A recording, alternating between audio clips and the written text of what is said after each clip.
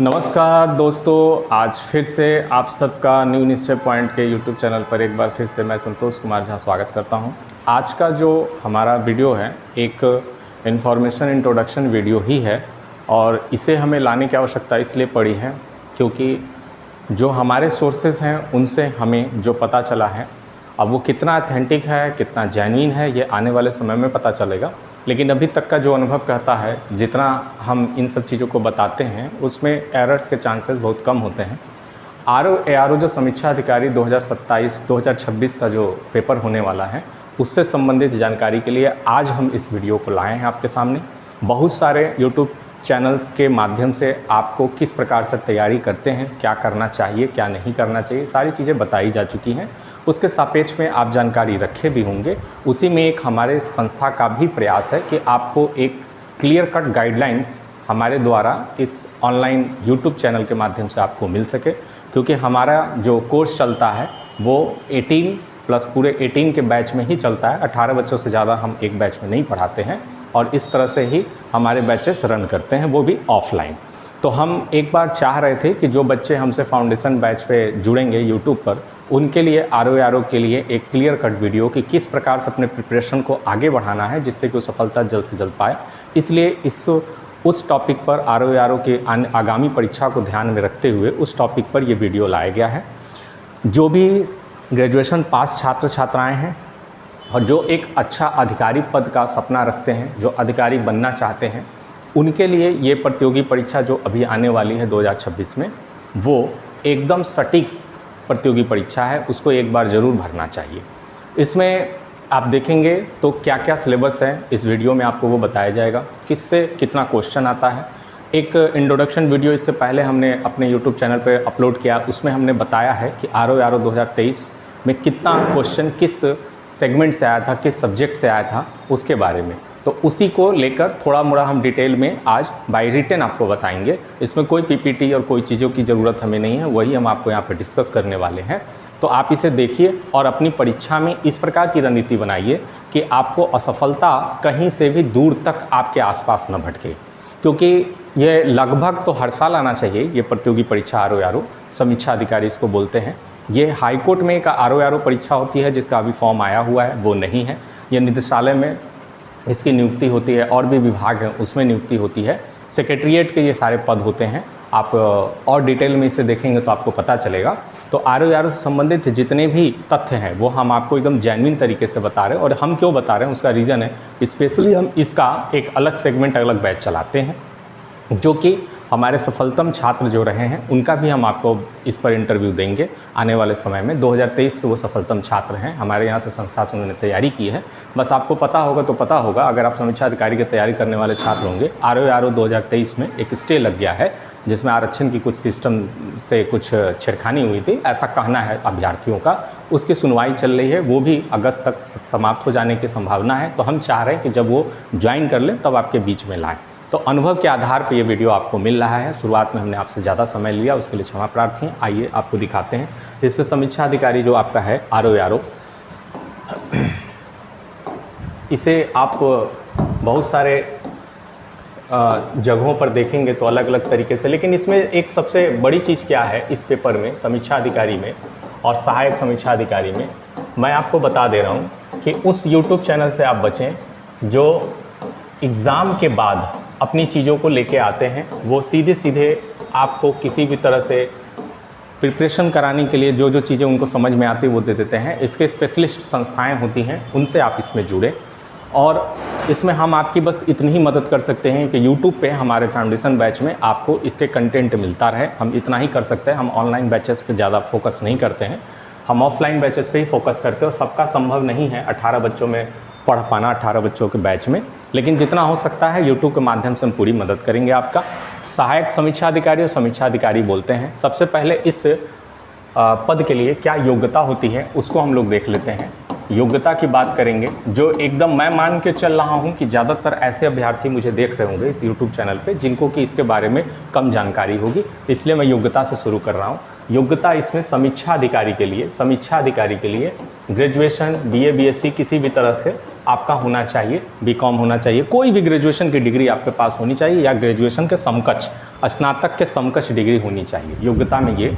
दूसरा, आयु सीमा जो आपकी है बहुत ही आयु सीमा अधिक है, यह हम जनरल की आयु सीमा बता रहे हैं। न्यूनतम 21 वर्ष, न्यूनतम 21 वर्ष या अधिकतम 40 वर्ष तक का आपको इसमें अवसर मिलता है फॉर्म भरने का, ठीक है।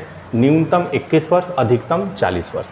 जब तक डेट आपका 40 वर्ष पूरा नहीं हुआ है, उसके पीछे तक आपके 39 वर्ष है, 39.5 वर्ष है, आप फॉर्म भरने के लिए कैपेबल हैं। मैं सारी चीज़ें क्लियर करता जा रहा हूँ जो बच्चों को कुछ ना कुछ दिमाग में रह जाती है, इसलिए मैं बता रहा हूँ। और जब तक आपका 21 न्यूनतम पूरा नहीं होगा, चाहे 20.5 हो, 20 हो, इसमें आप नहीं फॉर्म फिल कर सकते हैं, इसे आप याद रखिएगा। आयु सीमा आप गणना जब फॉर्म आएगा तो जिस मंथ से, जिस तारीख से वो आयु सीमा गणना करेगा, उस समय से आप अपनी आयु सीमा गणना करके इसको भरिएगा। तो योग्यता हो गया BA, BSc, BCom या कोई भी ग्रेजुएशन डिग्री आपके पास होनी चाहिए मान्यता प्राप्त विश्वविद्यालय से।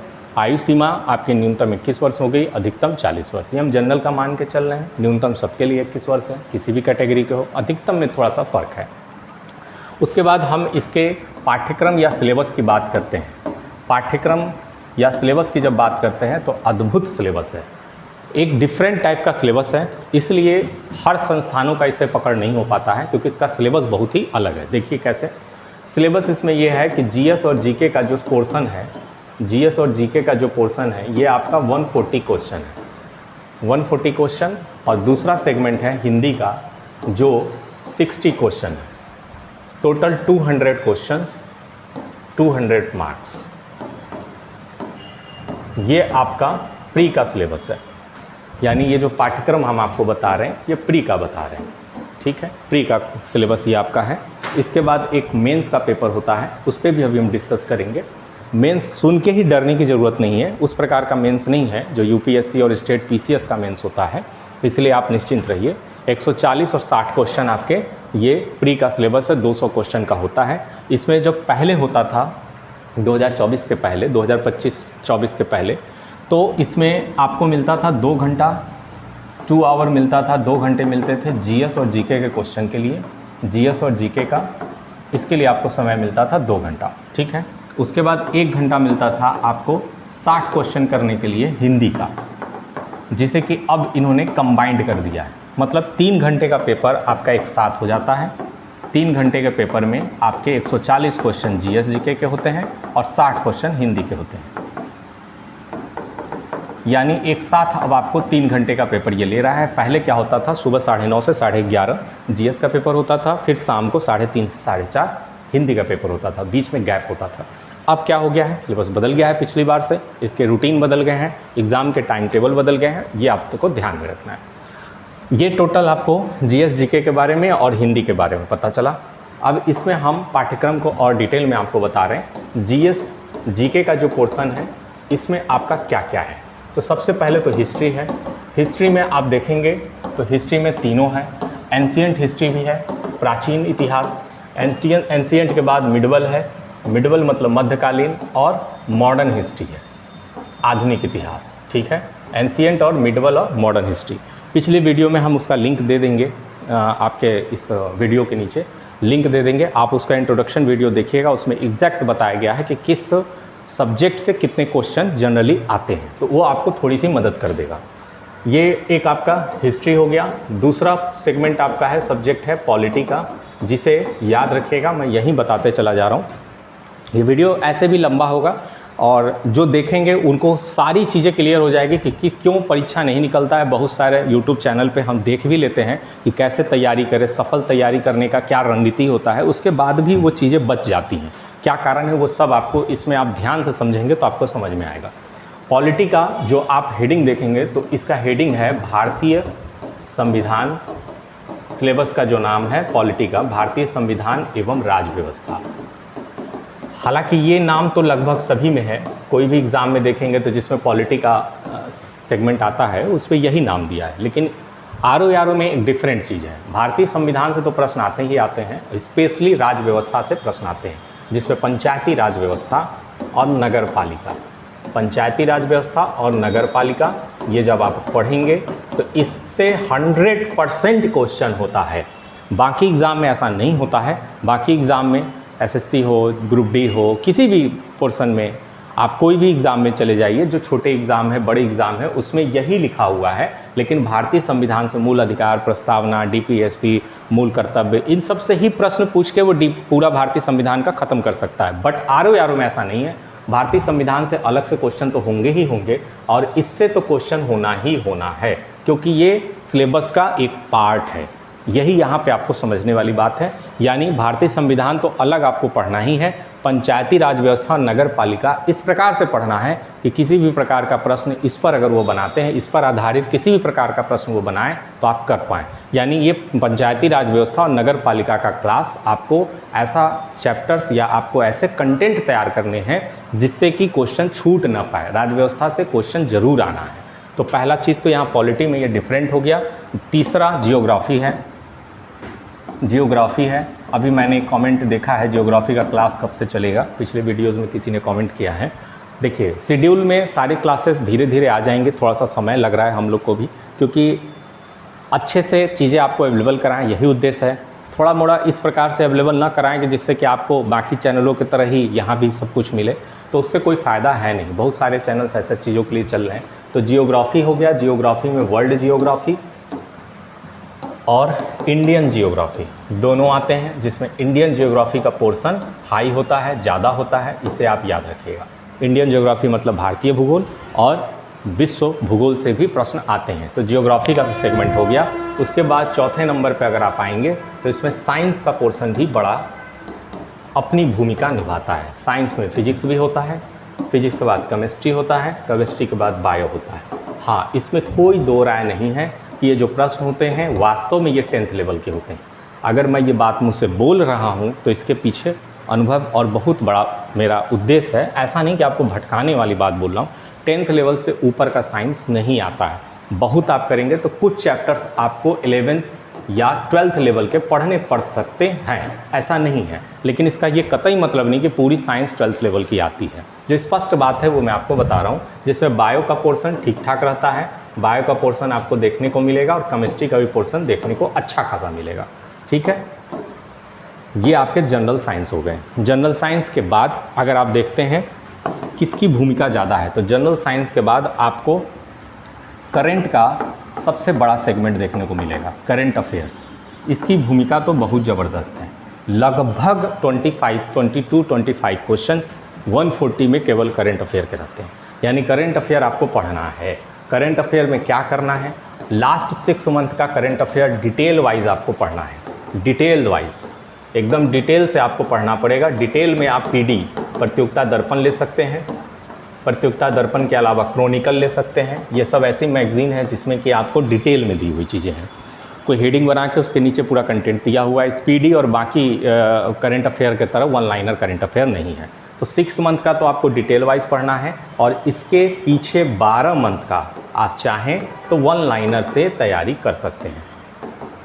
वन लाइनर से तैयारी कर सकते हैं। अब इन दोनों में फ़र्क क्यों ऐसा है वो भी मैं आपको बता दे रहा हूँ। इसलिए फ़र्क है, लास्ट के जो 6 मंथ का क्वेश्चन आता है वो कूट वाले प्रश्नों में ज़्यादा देखने को मिलेगा, और 12th मंथ के पहले का जो 6 से उसके पहले का जो 12 महीने का क्वेश्चन आता है वो वन लाइनर सीधे फैक्ट पे आधारित होते हैं। इसलिए मैंने बोल दिया कि 12 मंथ वन लाइनर आपको पढ़ना पड़ेगा। इसके अलावा आप देखेंगे, यहीं पे मैं कुछ चीज़ें यहीं पे बता दे रहा हूँ जो आपको आसानी हो। चलिए ठीक है, नेक्स्ट स्लाइड में उसको हम लोग देख लेंगे। अब करंट अफेयर के बाद अगर आप देखते हैं तो उत्तर प्रदेश विशेष से प्रश्न भी देखने को मिलेगा आपको। उत्तर प्रदेश विशेष भी एक अपनी भूमिका इसमें निभाता है। अच्छा क्वेश्चन देखने को मिलता है उत्तर प्रदेश विशेष से। उसके बाद आपका अर्थव्यवस्था से भी इसमें क्वेश्चन आते हैं। अर्थव्यवस्था के साथ आप विविध भी लिख सकते हैं, मिसलेनियस कुछ फैक्ट्स वाले क्वेश्चन होते हैं। यही इसका कंप्लीट जो मेन सिलेबस है वही आपका इसमें काम आने वाला मेन सिलेबस यही है। इसमें सबसे बड़ा चीज़ क्या है आपका, हम आपको पिछले स्लाइड में ही बता देते, लेकिन यहाँ पे ही आप समझ लीजिए। हिस्ट्री में आपका सेगमेंट जब आप पुरानी वीडियो देखेंगे तो उसमें आपको समझ में आ जाएगा कि किसका वेटेज ज़्यादा है। जिसका वेटेज ज़्यादा है बाबू, उसके वेटेज के साथ आप किसी भी प्रकार का छेड़छाड़ नहीं कर सकते हैं। वो ट्रेंड है आयोग का। वो पूछेगा ही पूछेगा, आपके इंटरेस्ट पे डिपेंड नहीं करता है। अगर आपका इंटरेस्ट मॉडर्न हिस्ट्री पढ़ने में नहीं है तो आपके लिए आर नहीं है। सीधी सीधी बात यही है। कोई भी ऐसा लाप लपेट वाली बात नहीं जो कि आपको सपने दिखाकर इस भ्रम में रखने का कोई उद्देश्य नहीं है मेरा। इसलिए मैं साफ साफ बता दे रहा हूँ कि हिस्ट्री आप पढ़िए तो आधुनिक इतिहास यानी मॉडर्न हिस्ट्री पर आपका पकड़ ज़बरदस्त होना चाहिए। इससे आपको लगभग 15 से 16 क्वेश्चन देखने को मिलेगा। बाकी जोड़ के आप आएंगे तो 25 क्वेश्चन, 22 क्वेश्चन, 28 क्वेश्चन पूरे हिस्ट्री से रहता है, जिसमें आधुनिक इतिहास का वेटेज ज़्यादा होता है। आधुनिक इतिहास हो गया हिस्ट्री में। दूसरा, पॉलिटी को तो आप छोड़ ही नहीं सकते हैं। पॉलिटी का सेगमेंट आपको पढ़ना ही पड़ेगा। इससे भी 12, 15, 18, 22 क्वेश्चन तक आए हुए हैं, इसलिए याद रखिएगा पॉलिटी को भी आप छोड़ नहीं सकते। उसके बाद जियोग्राफी जो है, जियोग्राफी भी आप छोड़ नहीं सकते हैं। जियोग्राफी में, पॉलिटी में पिछले वीडियो मैंने बताया है, जब पॉलिटी का क्वेश्चन बढ़ेगा तो जियोग्राफी के 12, 8, 9 ऐसे हो जाते हैं, और जियोग्राफी का जब क्वेश्चन बढ़ेगा तो पॉलिटी के क्वेश्चन कम हो जाते हैं, 12, 8, 9 हो जाते हैं। यानी ये दोनों आपस में खेल आयोग इसके साथ करता है, जिसके लिए आपको दोनों को तैयार करना पड़ेगा। और मेन रोल आपका 2 सब्जेक्ट निभाता है, जिसमें एक है आपका करेंट अफेयर और दूसरा है जनरल साइंस। जनरल साइंस से आप देखेंगे तो क्वेश्चन लगभग 20 से 25 क्वेश्चन देखने को मिलेंगे और करंट से 25 से 30 क्वेश्चन देखने को मिलेंगे। अगर आप इसको 15 ही मान ले और इसको भी 15 मान ले, इसको 12 मान ले, तो भी आप देखेंगे तो कितना क्वेश्चन आपका हो जा रहा है, तो आप अंदाज़ा लगा लीजिए। अगर हम इसमें 25, 20, 45, 15, 60, 15, 75 और 12 लगभग 87 क्वेश्चन आपके यहीं पे हो गए। 87 क्वेश्चन, 87 क्वेश्चन का मतलब हो गया 140 में 87 क्वेश्चन आपने किया। ये अगर इस अंदाजे से आप देख के चलते हैं तो इसके अलावा हिंदी है जो 60 क्वेश्चन है। एक बुक केवल इसके लिए पब्लिश है, जिसको केवल आप पढ़ के प्री आराम से निकाल सकते हैं। वही बुक आपको मेंस में भी काम कर जाएगा। मेंस में भी 60 नंबर का क्वेश्चन आता है हिंदी का, वहाँ भी काम कर जाएगा। हिंदी के केवल 60 क्वेश्चन आपके ये जो हैं मात्र 6 टॉपिक से हैं, इसे याद रखिएगा। 6 टॉपिक से हैं और 6 टॉपिक में एक टॉपिक से 10 क्वेश्चन, 6 टॉपिक से 60 क्वेश्चन। ये 6 टॉपिक बहुत ही आसान है, जिसको आप सिलेबस में जब हम लोग आएंगे फाउंडेशन बैच में तो आपको दिखाएंगे। हिंदी का जो सेगमेंट है इसमें आप कहीं भी 55 से लेकर 59, 60 तक लड़के मारते हैं। ये बहुत ही आसान पोर्शन है। अब आप अगर 55 भी मारते हैं और 87 का इधर किया हुआ है, मान लीजिए 70 ही इधर मार लिए प्लस 55, तो आप देख लीजिए 125 क्वेश्चन आपने सॉल्व कर लिए। 120, 115 इस पर कट ऑफ बन जाता है, प्री का क्वालिफाई का कट ऑफ बन जाता है। इसलिए जीएस में आप लड़ने का प्रयास भरसक करेंगे, लेकिन जीएस आपको पार नहीं पाने देगा। जीएस का पोर्शन बहुत ही अच्छा है, बहुत सेगमेंट टफ है, इसके लिए डिफरेंट टाइप की तैयारी करनी पड़ती है। अब ये हम इसलिए बता रहे हैं, केवल बात से ही नहीं बता रहे, इसलिए बता रहे हैं क्योंकि यूपीएससी और यूपी पीसीएस या किसी और जगह के पीसीएस के भी बच्चे अभ्यर्थी इसको भरते हैं, लेकिन सब आरओ नहीं बन पाता। कारण क्या है, वो तो टॉप लेवल का जीएस पढ़ें, इनका जो जीएस का सेगमेंट है वो डिफरेंट है। ये बात आप मान के चलिए। अगर वो 87 क्वेश्चन कर रहे हैं 140 में, ये बहुत ही मुश्किल है। यूपीएससी का प्रिपरेशन करने वाला अभ्यर्थी हो चाहे स्टेट पीसीएस का, उसका रीज़न ये है कि इनका सिलेबस डिफरेंट टाइप का है और हिंदी में इसीलिए हिंदी रखा गया है कि इनको कहीं ना कहीं गिराने में, डाउन करने में आसानी हो।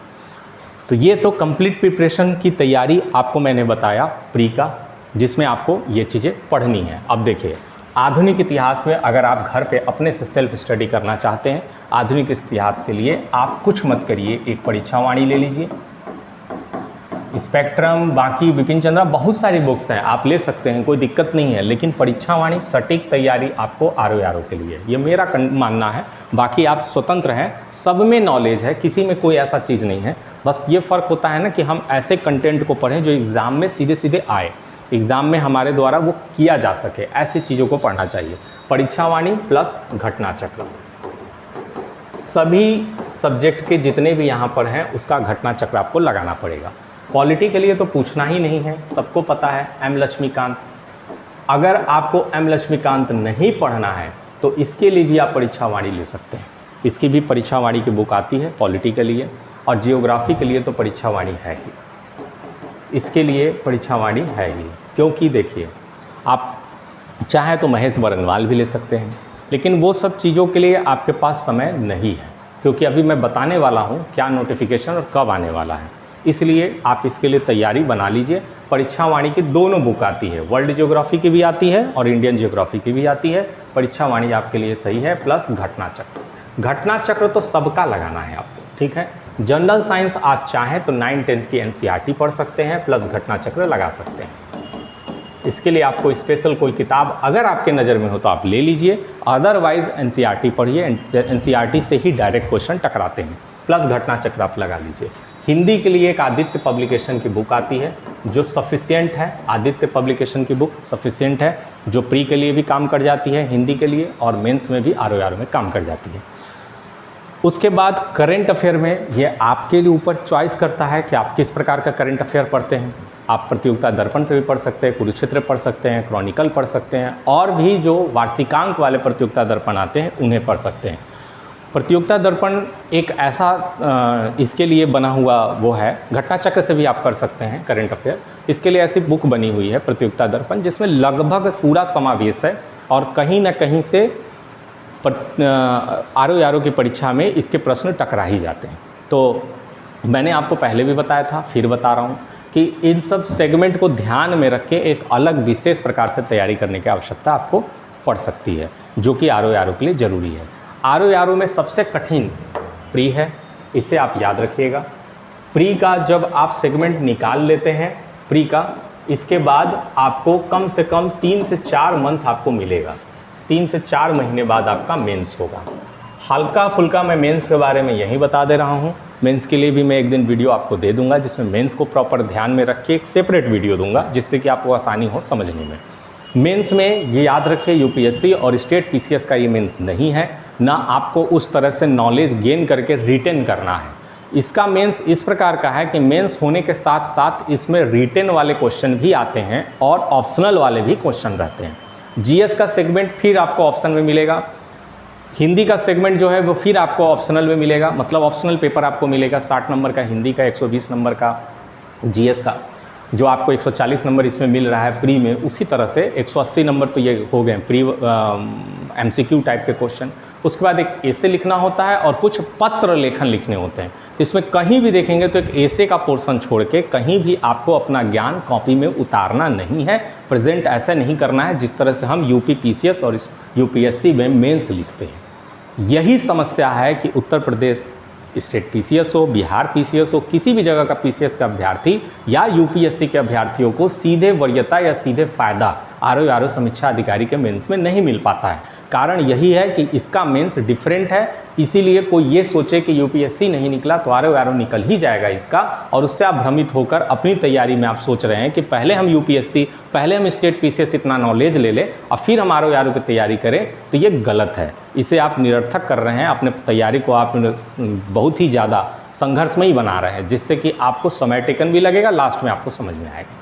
तो ये चीज़ें आपको ध्यान में आ जानी चाहिए कि किस प्रकार से तैयारी हमारी आरओ में होगी।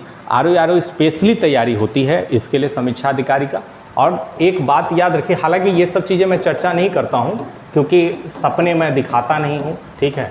सपने देखने का काम आपका है, और किसकी कितनी योग्यता है ये मुझे यहाँ वीडियो शूट करते समय तो पता चल नहीं सकता, मैं इतना अंतर्यामी नहीं हूँ।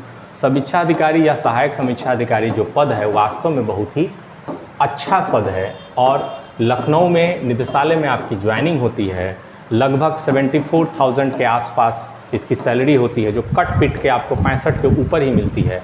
हर साल इसमें इंक्रीमेंट होता है, लगभग आप आईएएस रैंक के पद पर जाके रिटायर होते हैं। जितना जल्दी आप पद चाहेंगे उतना जल्दी आपको, जितना जल्दी आप नौकरी पाएंगे उतने लंबे पद तक जाएंगे। इसमें सारी चीज़ें ये है। सबसे अच्छा बात हमें क्या लगता है इस पोस्ट में कि जीवन भर आपको लखनऊ में रहना है, इसमें आपका ट्रांसफ़र सिस्टम नहीं है, यानी आपको सेक्रेटरीट में ही जॉब करना है। सुबह 10 से 6 की जॉब है आपकी, और आपको घर फर्स्ट क्लास आना है, घर में सोना है, आपके लिए आवास मिला रहेगा, सारी सुविधाएं मिली रहेंगी, सब कुछ अलग डिफरेंट टाइप का है। अधिकारी पद है ये, इसके लिए विशेष तैयारी की ज़रूरत है, बहुत ही ज़्यादा कठिन परिश्रम करने की आवश्यकता नहीं है। स्ट्रेटजी के साथ एक प्रॉपर नीति बनाकर इसमें आप अगर लगते हैं तो एक अच्छा पद अपने इस संघर्ष से भरे जीवन में आप ले सकते हैं, और बस समस्या एक ही है कि ये पहले आता था साल भर पे, अब 2 साल 3 साल पे आता है। एक बार फिर से ये आ रहा है 15 जुलाई के आसपास या 15 से 30 जुलाई के बीच में इसका नोटिफिकेशन आपको देखने को मिलेगा। मैं बता दे रहा हूँ आपको, जो मेरे सोर्सेज से मुझे पता चला है, 15 जुलाई से 30 जुलाई के बीच इसका नोटिफिकेशन आ रहा है। 426 पोस्ट के आसपास इसमें इस बार वैकेंसी आने के चांस हैं, जिसमें कुछ पोस्ट सहायक समीक्षा अधिकारी के होंगे, जिसमें ओ लेवल या CCC मांगता है। जिसके पास नहीं है वो सिंपल ग्रेजुएशन पास आउट है, तो समीक्षा अधिकारी के फॉर्म में जाएगा जब फॉर्म फिलअप करने, तो उसमें समीक्षा अधिकारी वाले पर टिक मारिएगा। समीक्षा अधिकारी का पेपर केवल आप देंगे, पेपर सेम होता है। और अगर आप CCC हैं, ओ लेवल का डिग्री में से कोई आपके पास है, तो आप समीक्षा अधिकारी पे भी क्लिक करिएगा और सहायक समीक्षा अधिकारी पे भी क्लिक करिएगा। दोनों पेपर आप दे पाएंगे, दोनों पद के लिए आप उपयुक्त माने जाएंगे अगर आप प्रतियोगी मतलब आप इसका प्री निकाल लेते हैं तो ये सारा चीज़ आपके सामने रहा है समीक्षा अधिकारी का। 2 साल पे 3 साल पे एक बार आता है, इस बार आ रहा है फिर से अपनी तैयारी में किसी तरह से इसको नीति के तहत बनाइए। और हाँ, अगर किसी व्यक्ति को लगता है कितना घंटा पढ़ना होगा, तो मिनिमम 5 से 8 घंटे आपको तो अभी ही पढ़ना शुरू करना होगा। आपके पास समय नहीं है। एक बात और बता दे रहा हूँ, जो अभ्यर्थी, देखिए इतना मैं स्पष्ट बोलता हूँ, बाकी लोग कम बोलते हैं घुमा फिरा के, लेकिन मैं एकदम साफ़ सुथरा बोलता हूँ। जो व्यक्ति पहली बार तैयारी में लग रहे हैं, इससे पहले प्रतियोगी परीक्षा की तैयारी नहीं करते थे, वो उम्मीद कम रखिएगा, क्योंकि 2 महीने 3 महीने में इसका पेपर हो जाएगा। 2-3 महीने में इसकी तैयारी इस प्रकार से होना बड़ा मुश्किल है। आपको कठिन परिश्रम करना पड़ जाएगा। 12-14 घंटे 13 घंटे तक पढ़ना पड़ सकता है। करने के लिए इंसान क्या नहीं कर सकता है, लेकिन उनके लिए कठिन डगर हो सकता है जो अभी तुरंत लगे हैं प्रतियोगी परीक्षा की तैयारी में। बाकी हमारा प्रयास फाउंडेशन बैच पे आपके साथ रहेगा।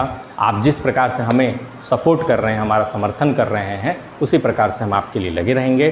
फिर नेक्स्ट वीडियो में आपको मिलेंगे मेंस के लिए। आपके सामने जिस दिन नोटिफिकेशन आ जाएगा, उसके बाद मेंस पे आपके लिए एक वीडियो बना के सेपरेट वीडियो आपको देंगे। तब तक अपनी तैयारी पे लगे रहिए, और अच्छा लगा हो ये वीडियो तो कुछ ऐसी चीज़ें ज़रूर दिखाएँ जिससे हमें भी लगे कि आपको हमारे द्वारा ये किया गया चीज़ फ़ायदा कर रहा है। ठीक है, तब तक के लिए आपकी सफलता के लिए शुभकामना देते हुए मैं संतोष कुमार झा आपसे विदा लेता हूँ। नमस्कार, धन्यवाद।